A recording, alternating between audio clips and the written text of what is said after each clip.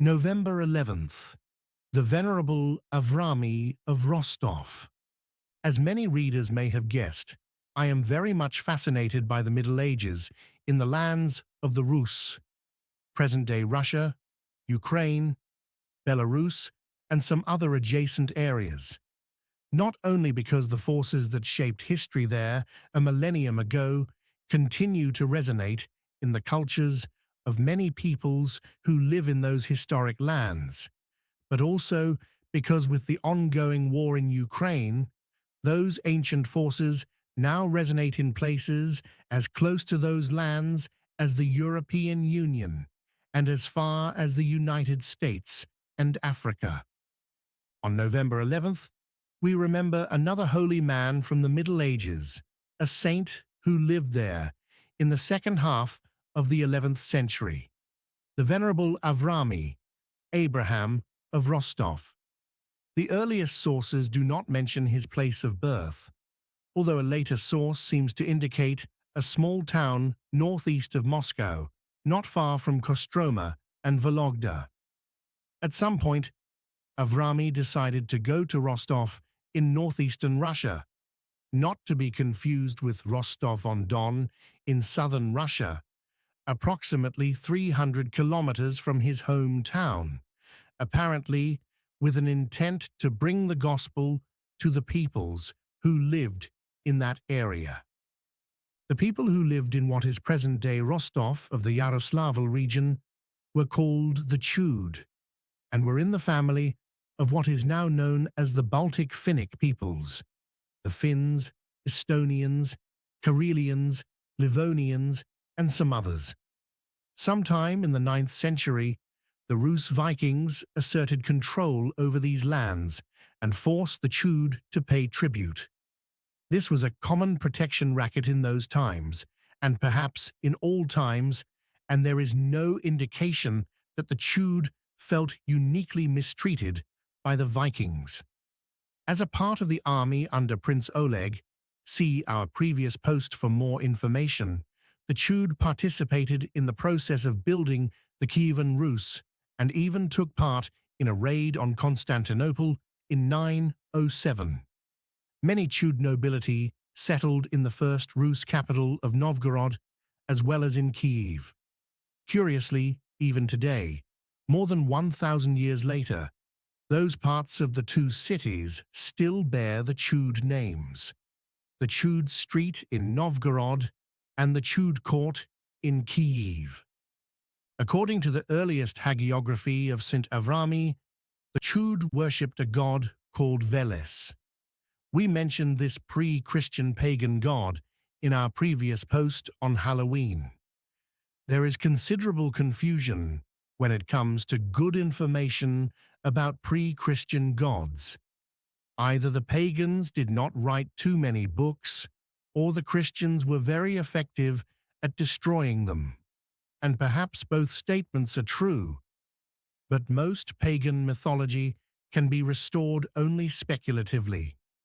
According to some scholars of the Indo-European foundational myth theory, Veles was the antagonist to Perun in the battle between the chthonic serpent of chaos and the sky god of thunder and lightning.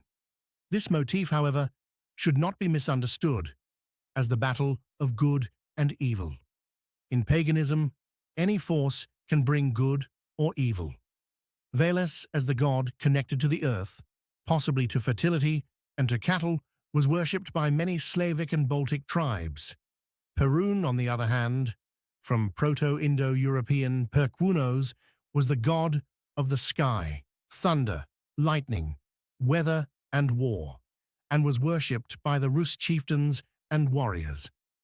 Both gods had their altars. Usually, the altar to Perun was located on a high place or a hill, and the altar to Veles was below the same hill, in a gully.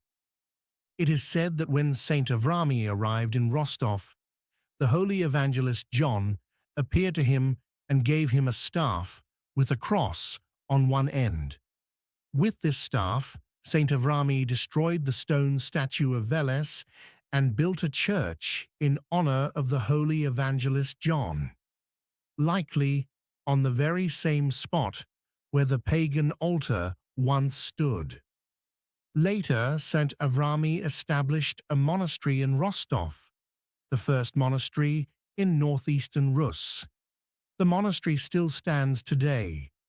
The holy relics of Saint Avraamii were taken by the communists and put in a museum, but have now been returned, and once again rest in the Theophany Cathedral at that monastery. The staff of Saint Avraamii was also housed at the monastery, but in 1551, while on his way to sack Kazan, see our previous post, Tsar Ivan IV, the Terrible stopped by the monastery and took the staff with him. The cross which topped the staff is now lost, but a copy of it, made in the 12th century, is kept in the same museum where the saint's relics were once displayed. And as for Veles, when his veneration ceased, the duty of watching over cattle was transferred to Saint Blaise of Sebaste, apparently for no other reason except that his name is vaguely similar to that of Veles in Greek, and consequently in Slavonic. The name of the saint is Vlasius, Vlasi, and in Old Slavonic pronunciation, there was possibly a schwa between the first two consonants. It is easy to see why Slav peasants made the connection. Churches in honor of Saint Blaise were often built on the very spots where pagan altars of Veles had stood. The veneration of Blaise as the patron saint of cattle was observed in what is now Russia, Ukraine, Belarus, and also in Serbia, where on his feast day, oxen are not worked. Last but not least, if you enjoy Phroneo, please share it with your friends and relations. And if you want your sheep to be safe and your wolves to be fed, to use an ancient Slavic saying, please consider becoming a paying subscriber. It is only $5 per month, a modest enough amount even for those who let their oxen rest on the feast day of Saint Blaise.